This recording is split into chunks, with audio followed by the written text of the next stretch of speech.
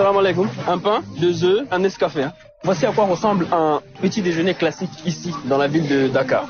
Vous avez du Nescafé, vous avez un peu de Nido, pour ceux qui aiment ça avec le lait, et vous avez un sandwich. Un sandwich à l'omelette assaisonné au bouillon cube. Et ce vendeur a une préférence pour Maggi. Plus de 2/3 de ses produits appartiennent à la firme Nestlé. Nestlé qui a avoué que plus de 60% de ses produits vendus en Occident n'étaient pas sains pour la santé. J'étais choqué. Choqué parce que nous avons l'habitude de penser que ces produits sont healthy, sont sains. Qu'en est-il de ces produits vendus en Afrique de l'Ouest? Je suis ici dans un laboratoire et je vais essayer de comprendre ce qu'il y a dans ces produits. J'ai avec moi 500 grammes de lait Nido. On ne peut pas appeler ça du lait, c'est autre chose. Du coup, en Europe, on vend du vrai lait Nido. Et ici en Afrique, on vend autre chose.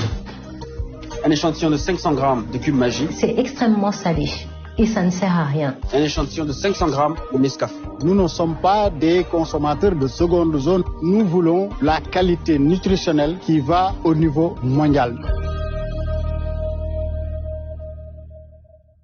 Tout est parti d'un document interne qui a fuité dans le Financial Times le 31 mai 2021. Il s'agit d'un audit sur la qualité nutritionnelle. Sur 5 étoiles, Nestlé estime que 3,5 équivaut au seuil minimum d'un produit qu'on peut qualifier de sain. Or, plus de 60% de sa gamme de produits n'atteignent pas ce seuil. Dans le détail, 70% de ses produits alimentaires ne sont pas sains, 96% de ses boissons non plus, et jusqu'à 99% de ses glaces et bonbons. Ce qui a choqué Momar Ndao, le président de l'Association des consommateurs du Sénégal et du réseau des associations de consommateurs de l'UEMOA. Quelqu'un l'aurait dit, il y aurait pu y avoir des possibilités de contestation, mais quand c'est la firme elle-même qui reconnaît la difficulté, c'est extrêmement grave. Curieux, je me suis donc demandé, si déjà la majorité de ces produits vendus en Australie et en Europe n'atteignent pas le seuil de qualité nutritionnelle, qu'en est-il de ces produits vendus en Afrique? Pour en avoir le cœur net, je suis allé faire analyser 3 des produits Nestlé commercialisés au Sénégal.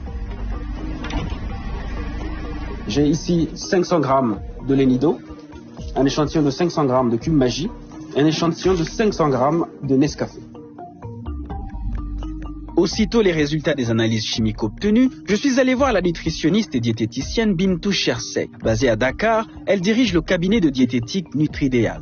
Commençons par le Nescafé. Selon les résultats que je vous ai montrés, que peut-on dire de ce produit? Le Nescafé, tel qu'il est présenté, est un aliment en fait qui est très peu transformé finalement. Ce sont les graines de café qui ont été transformées pour être solubles. Il n'y a pas de sucre ajouté, il n'y a pas de gras ajouté. Et effectivement, c'est propre à la consommation. On passe ensuite au lait Nido. Et tout de suite, le premier constat. On voit bien que c'est un lait qui est à base de lait écrémé, donc du lait dont on a retiré la crème, qui est naturellement dans le lait, et ensuite qu'on a réengraissé avec de l'huile de palme, qui est une huile végétale bon marché, qu'on trouve un petit peu partout. Dans les 500 grammes de Nido analysés, plus de 30% sont des lipides.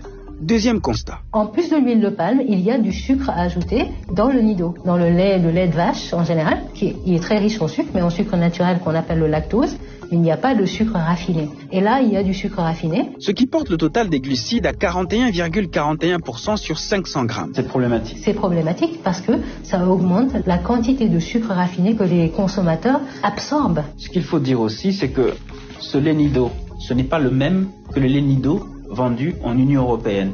Où est la différence? En fait, les laits réengraissés à l'huile de palme, celui qu'on vend en Afrique, en tout cas au Sénégal, ne figure pas sur la liste officielle des produits laitiers de l'Union européenne.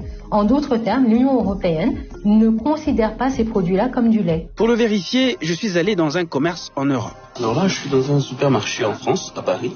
Et quand vous regardez dans les rayons, il y a du lait Nido. Et quand vous regardez, vous allez voir du lait entier en poudre. Et ici, c'est du lait entier. Alors que là-bas, c'est du lait qu'on a écrémé puis réengraissé à l'huile de palme. Donc le lait, le Nido qu'on retrouve en Occident ou aux États-Unis, c'est du vrai lait Nido. C'est du vrai lait Nido. Mais chez nous, eh bien, le lait est un succès d'année. C'est un produit de remplacement. On ne peut pas appeler ça du lait. Pour justifier la production de tels aliments, un argument revient constamment. Il y a cet argument